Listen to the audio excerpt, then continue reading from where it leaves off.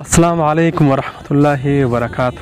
قدرمن لیدونکو، نن یوې لرې سیمې ته راغلي یو. یو غرنۍ سیمه ده. تاسې دغه په میل چې ګورئ دلته چې ناست دي، دغه بیچارهګان اصل کې د شمباوت سیمې اوسېدونکي دي، خو د غربت د وجې د ناچارۍ د وجې راغلي دي او دلته یې اړولي دي چې دغه ورور د لرګیو کاروبار کولو، خو هغه کاروبار یې اوس په ختمېدو دی، دغه هم نشته. دلته خپل واړه بچیان ورغاړي دي. بد وضعیت کې وو، نو وموغوښتل چې د دوی دپاره موږ یو د کار زمینه مساعده کړو. نو اول د دوی حالات در باندې ګورو، بیا هغې نه وروسته ځو دوی ته موږ یو زیری لرو، هغه زیری به انشاءالله بیا دوی ته موږ ورکوو. وروره سړی مه شئ، جوړ چپ سړی مه شئ، جوړ ستړي مه شئ، ستړي مه شئ. بچی د مایي به دغه څنګه دغه مایي به دی تقریبا چې کله دی اول پیدا کړو، بیا کیزه شبخانه که وشد سرخه ده، یغه نه بیا ورته وویل ټکټرونه ته و چې دا میکو بل تفریح په دا نه څه په همدا نه داسې دونګۍ وه، داسې وړیکې غونته دونګۍ.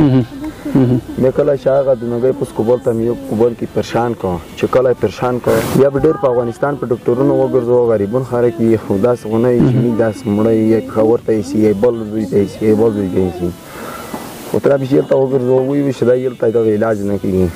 اوس د ژوند څنګه دی؟ او ژوند خو دا نه دغه دی چې د وینې دا نه دا مخمه ده، دلته پورته یي، دلته په غره کې لرګي وایي، بس خو خدای تر دغه څومره ورځینه هفته کېږي په غره کې لرګي شوی؟ 200-250 دا روپۍ مې وخورې نه ده، داسې ډېرې روپۍ خو نه شي وخوستی، خو لرګوی چارې دي تر نه شي درانه. که داسې یوه کور زمینه درته مساعده شي یا څونه کور شي؟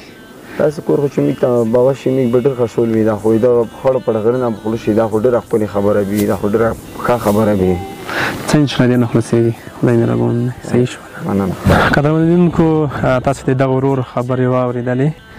دغه ورور دپاره چې مونږ کومه د کار زمینه مساعده کړې ده، زه چې هغه درته وسپارو. حالات تاسې خپله ګوره چې د خیمه ده، د غربت د وجې دلته راغلی دی. دغه ماشومان چې دغه یو ماشوم معیوبه دی، په دواړه خوا باندې فلج دی.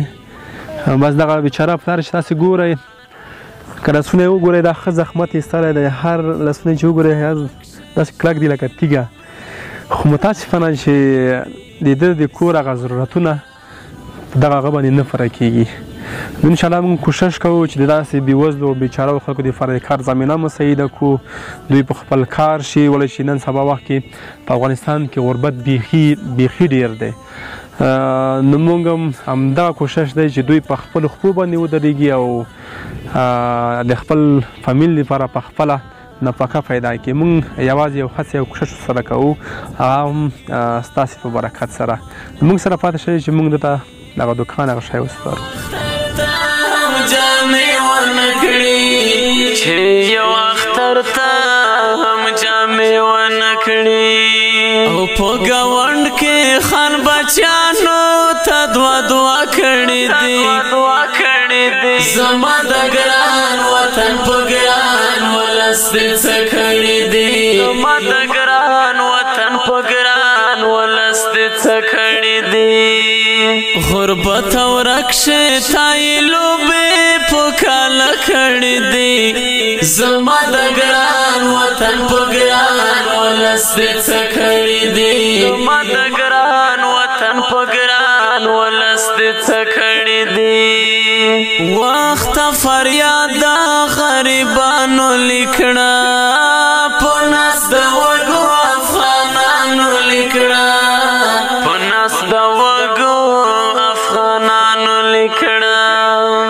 وخت فریاد غریبانو لیکړه، په نس د وږو افغانانو لیکړه، په نس د وږو افغانانو لیکړه.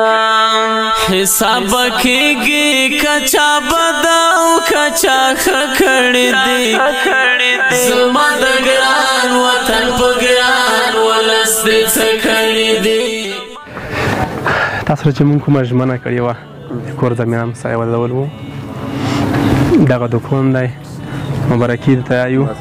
خدای پاک دې بختور کړي ستا چې تو د ژوند چاره کې راونه شي په دا کې دا چې موږ هغې غره ته دې راغلو لرې ساحې ته دې راغلو د تو کور حالات یې تو هغه بچور موږ چې ولدل واقعا موږ هم خفه کړلو او ژوند دی په ژوند کې هر رقم ته حالات انسان رسي باید موږ په هر حالات نه شکر وباسو او مشره ته زوونه د خپل کور په پیدو شو زمینه ته مساعده شوله خپل کور ته د ترقي ورکا او خپل بل بچ د حلول رزق پکې پیدا کا ترڅو ژوند لکس یو څه آرام شي موږ اوس هم دغه تو ستړیا د تو دردونه موږ ته معلومیږي چې اوس پر خړ پاړې هغه لرګی ګارد نه پروت دی تر اوسه پورې خو خیر دا شته په ژوند کې بیا هم مبارکي ته یو الله پاک دې بختوار کړي ډېر مبارکي دې ته یو دی دغه الله دې کامیاب کړي خیر څه چې غره نه مې د ذکر نور وسو دې دلته وټه دې خدای مهرباني وکړي قرآن تاسو کامیاب قدرمن لیدونکو دغه ورور تاسو د کور حالات هم ولیدل چې موږ هغه غره ته ورغللو چې کوم غره کې د ژوند کولو